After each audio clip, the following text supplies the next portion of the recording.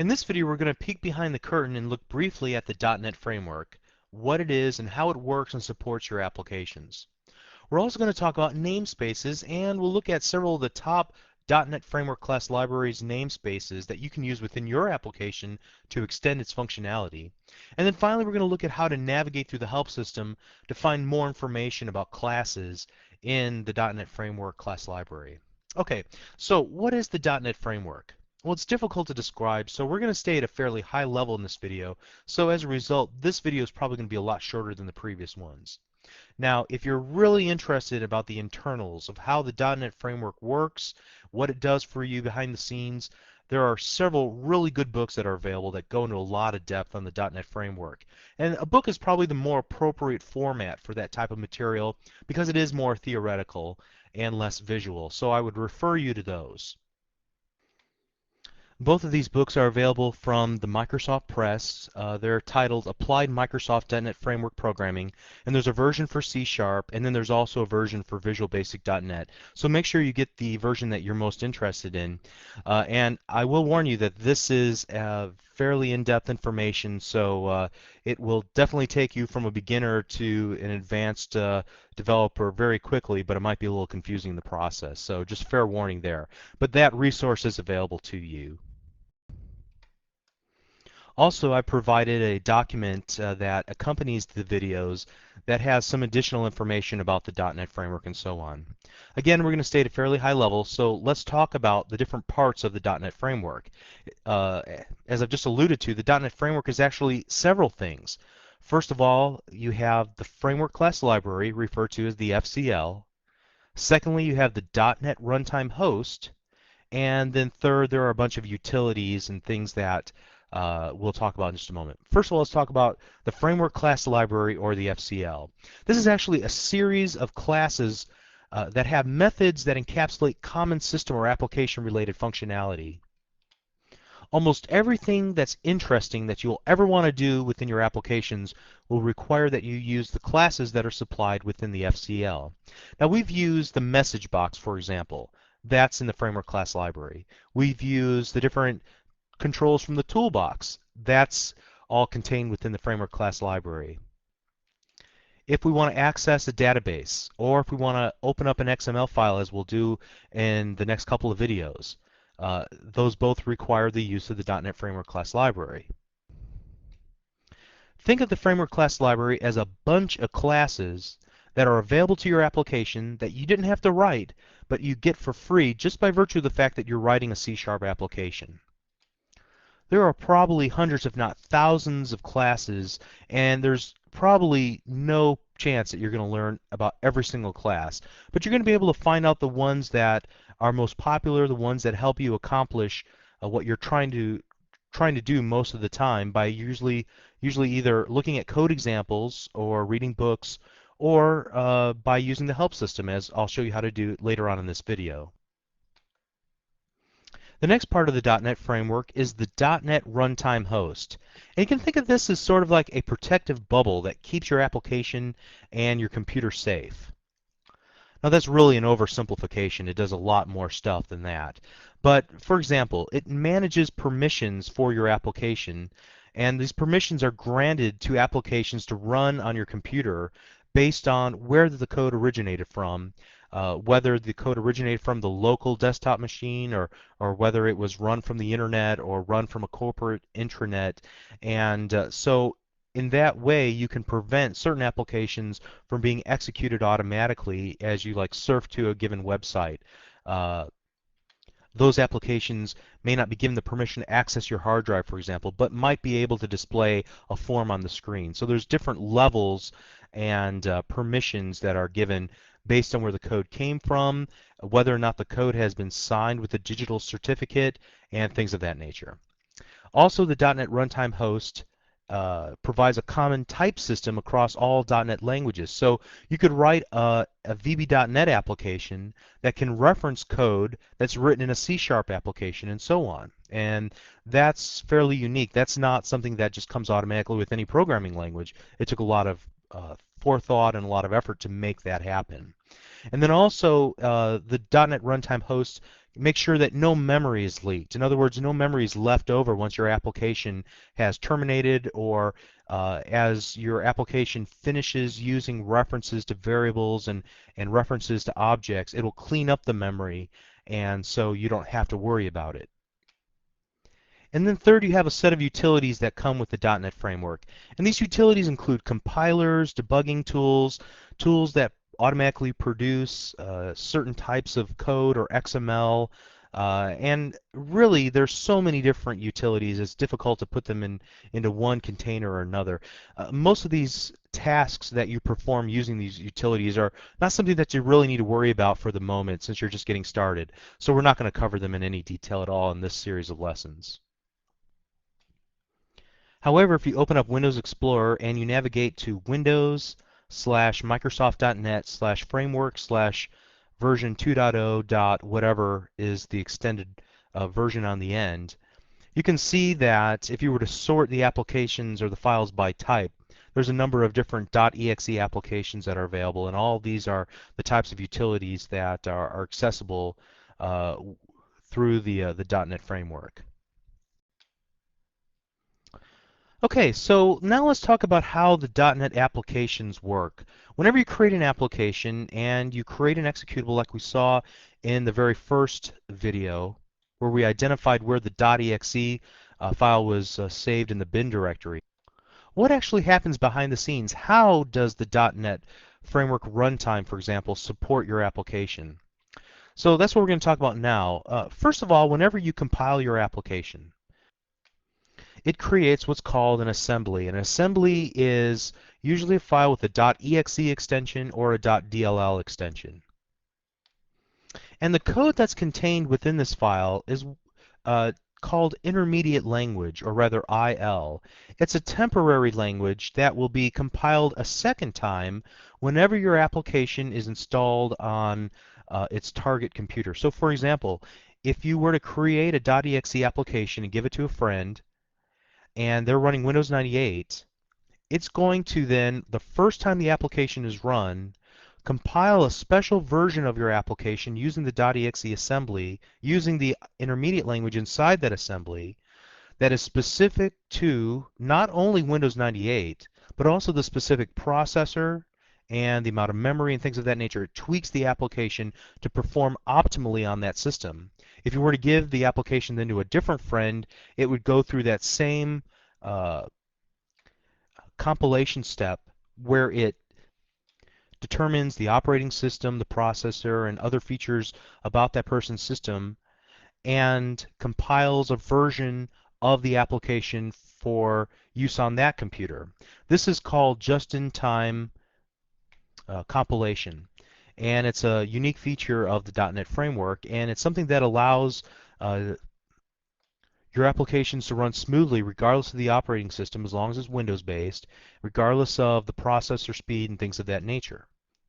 The application will be tuned up automatically without you having to do anything about it, so that it runs as best it can on that person's computer. Now, when that person actually tries to execute the application the first time, it goes through this just-in-time compilation step. And then all subsequent times, what will happen is it will use that optimized version of the assembly in order to run from that point on. So that compilation step only happens once.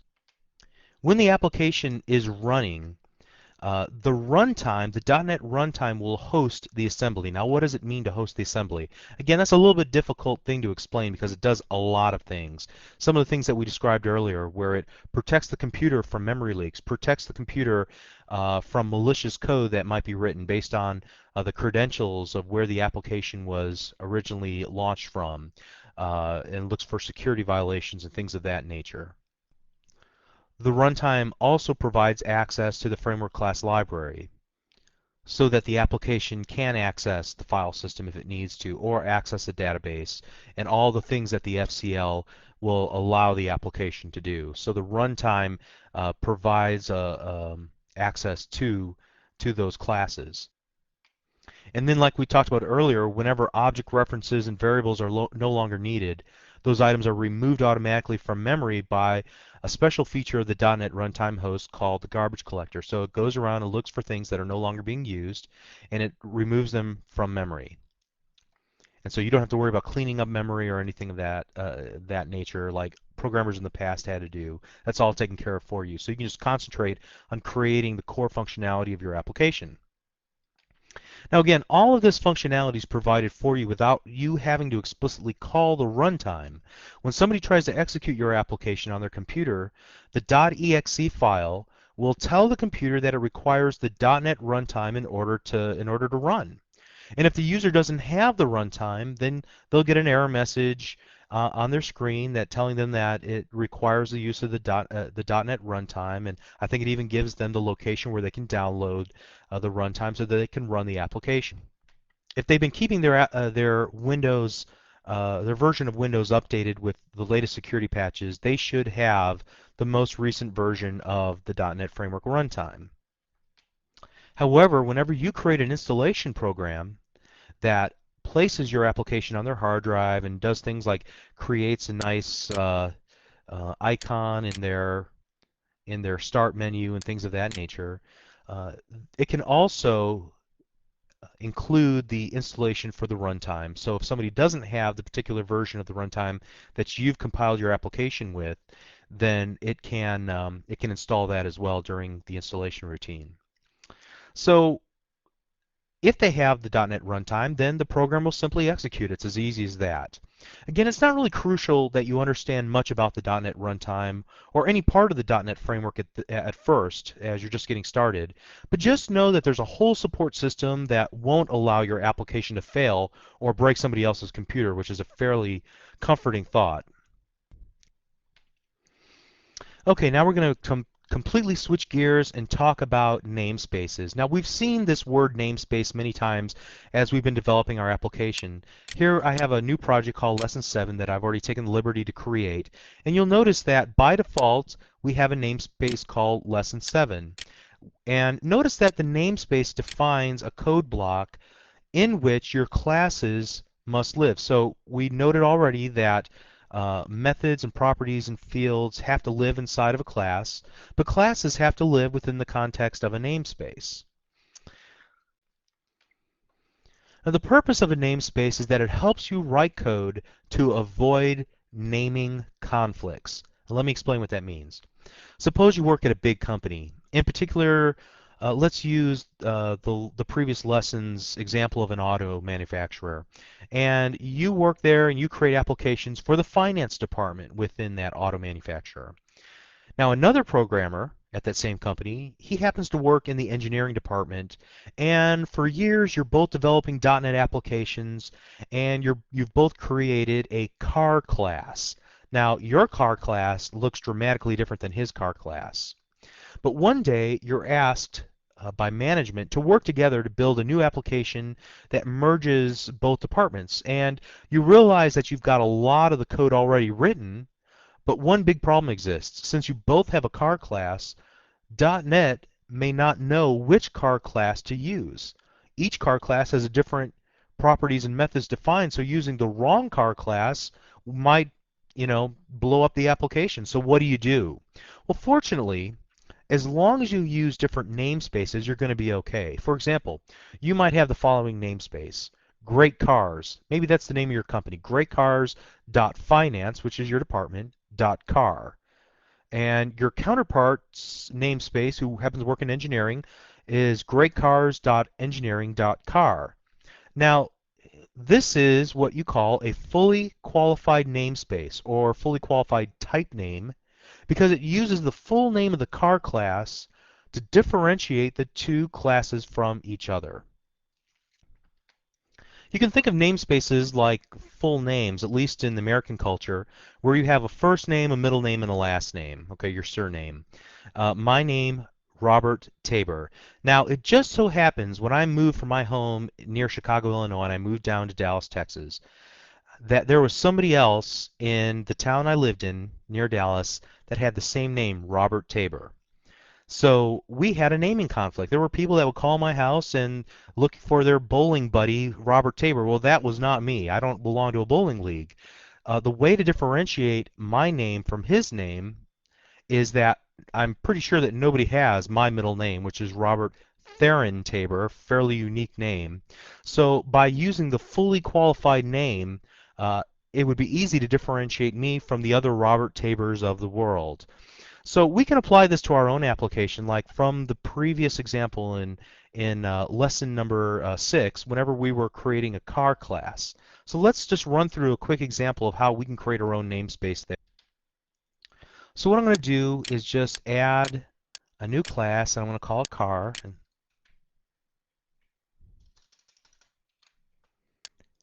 And by default, it gives you a namespace in C# that is the name of the project. Now you can change this namespace to whatever you want it to be.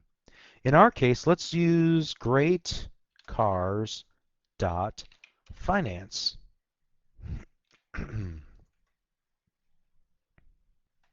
So great, I've created a new namespace and I can use it within my application. I'm going to go ahead and save my app.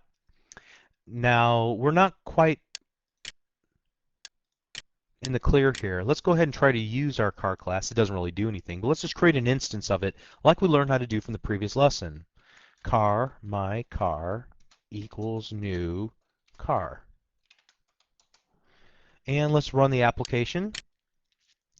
And it says there are problems. The type or namespace car could not be found. Are you missing a directive or an assembly reference? So we get that twice within that same line of code. What's the problem here? Why can't it see our car class that we created when it worked so easily in the previous lesson? Well, the reason is because the context that we're running under, the namespace that we're running under, is lesson 7, the default namespace for our Form 1. If we want to use a class that's in a different namespace, we're going to have to tell the C# compiler where to expect to find it. So what we're going to have to do is this. GreatCars.finance, see the IntelliSense that pops up? .car equals new GreatCars.finance.car. Now let's see if we can run this application. And it works. Doesn't really do anything, but hey, it compiled, so it must work, right? I'm just kidding. Okay, so obviously there's a lot of typing that needs to be done, and this is very inconvenient. And what we can do is truncate all this off and use a shortcut called a using statement. Now, at the very top of your file, you'll see that there's already some default using statements that are supplied by the template that allows you to create a form. So we can add our own using statement as well and just paste in greatcars.finance. Now, whenever a car class is referenced, we don't have to declare the fully qualified type name or fully qualified namespace, because the using statement is kind of like a shortcut. It does that for us. So now when we run the application, even the shortened version, it compiles and seems to work. Okay, so here's the trick. Let us go back to our car class. Now here's something, another little interesting thing. We can add more than one namespace, more than one class to the same file. So don't let this confuse you. A file has nothing to do with the actual namespace or classes or anything that are defined therein. So let's go greatcars.engineering.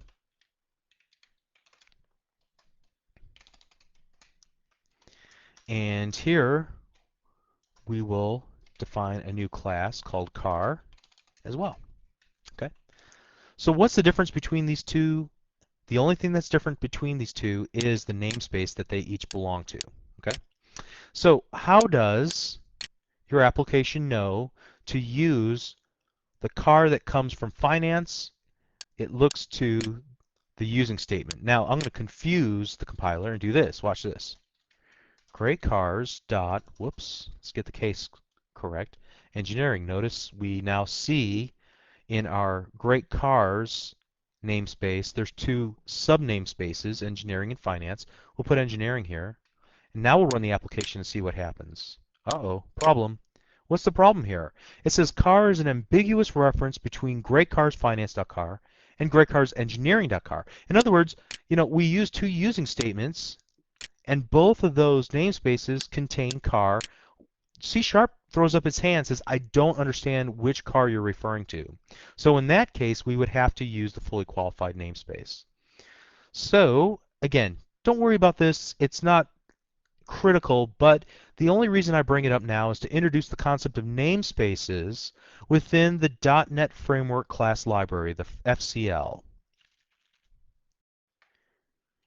Whenever you find a class that you need to use for your application, whether it's to access a database, open an XML file, open a file on a hard drive, write a form to a screen, whatever it is, you're going to need to either use the fully qualified namespace or take the time to create a using statement that will include the namespace for the set of classes that you need to use. So as you see here, there are several using statements that are supplied by default.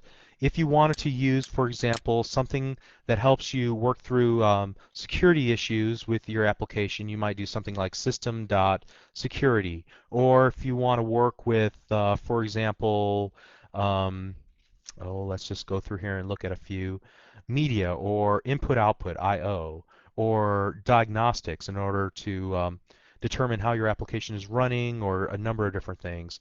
There are a number of namespaces under the system namespace, which is the top level namespace for the FCL. Okay, so for example, if we wanted to work with isolated storage, which I know you don't know what that is, we would just include that using statement, and now we could use all of the classes that are supported by that namespace without having to reference system.io.isolatedStorage.whatever every time we wanted to use that class. Okay, so that's why we're able to use message-box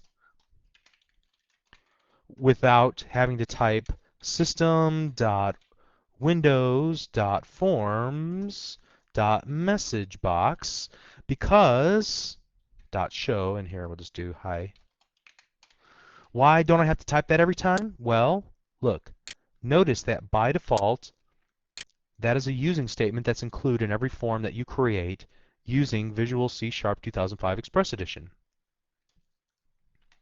Okay, so the next question is, what classes can we use within our applications? What namespaces can we look to? And what you see on this slide is a number of the most popular namespaces that will allow you to do things. And keep in mind that there's a lot more, and this is just a starting point for you. For example, we've already looked at system.windows.forms. This gives you access to all the form and control related classes. System.data, as we'll see in the next couple of videos, is kind of the behind the scenes classes for all things that are related to data access, the data set, and the various other database related objects. System.net allows us to communicate with the internet. We can actually use system.web in order to create web pages, ASP.NET web pages, and there's a bunch of classes related to that as well. System.io allows you to retrieve and read text from external sources like files or the internet. It includes classes like the stream class and the text reader, and we'll be using some of these in our RSS reader application. The system.xml class, which we're going to look at in a couple of videos, allows us to retrieve and read XML. It has classes like the XML text reader, the XML document, and again, lesson 10, we'll talk about this quite a bit.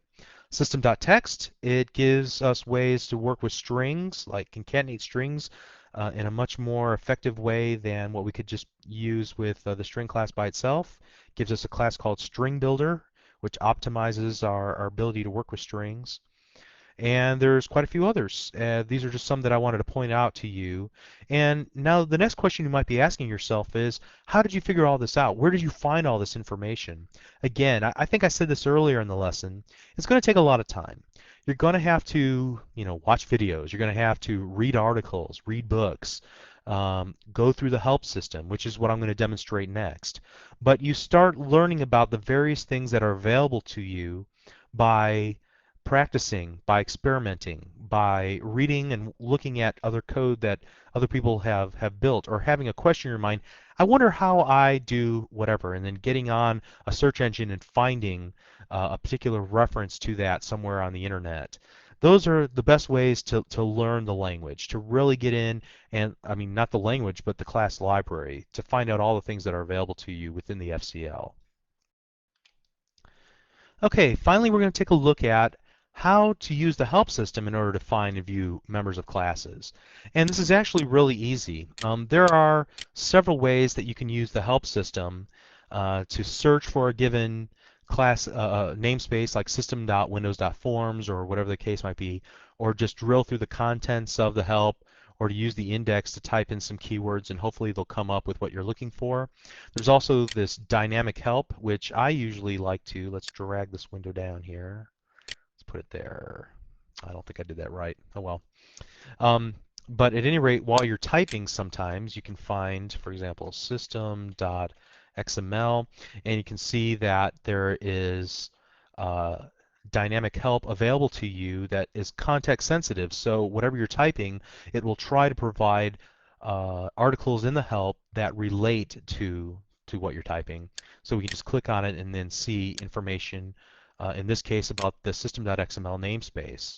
There's also another easy way, and that is to just use your mouse cursor or use the arrow keys and the shift key on your keyboard to highlight certain keywords, or in this case a namespace, and then hit F1 on your keyboard like you can in all Windows applications, and this will bring up your help for that particular item. Notice that the help is displayed in a tab just like the other items in the main area, and as such you can create a horizontal tab group and kind of view both code and help at the same time if you want. Let's go ahead and move that back by selecting Move to Previous Tab Group. And now, when we're looking at a namespace within the help system, we can start just navigating through using the links that are available. So, for example, if we wanted to find out more about, let's say the math class, system.math, we can drill through and learn more about that class. Okay, and see some examples in code and so on. You can see the difference between, for example, Visual Basic source code and C# source code. You can copy and paste this directly into your project and run it as a test project just to see how it works, set a breakpoint, and so on. So I encourage you to take a lot of time, just browse through the help. That's the most helpful thing that you can do whenever you're developing your applications. Now, what if you find a section in help that's particularly helpful? How can I bookmark that and get back to it? Well, you can see here that this is laid out like almost a web browser where you have a URL for this help that's located on your local machine. So what you can do is select it, and I believe you can just right click here and we'll select copy. And now let's come over and do like we did in a previous video and just paste that link in. And now whenever we want to look at the help that's related to this section of code, we can hold down the control key and click that link, and we'll open up that tab in our main areas to get back to it. So that's a very useful tip. Okay, so in this video we covered a lot of space in regards to the .NET Framework, the Framework Class Library, the .NET Runtime. Didn't talk a whole lot about the utilities, but we did talk about namespaces and why they're useful, and we looked at some namespaces of the .NET Framework Class Library and how to find out more information about the various classes and namespaces that are available within the Framework Class Library through the help system. So I hope this video was helpful to you in that regard. Again, we just scratched the surface like most of these videos that we've looked at up to this point. You don't have to memorize all this information, but just know that it's available out there to you and that there's kind of more going on behind the scenes than meets the eye when you're first developing your Hello World application and so on. So if you enjoyed this video, please visit www.learnvisualstudio.net to download and watch over 400 videos just like this one aimed at all skill levels on many different topics related to C#, Visual Basic.net, ASP.NET, and more. Thank you.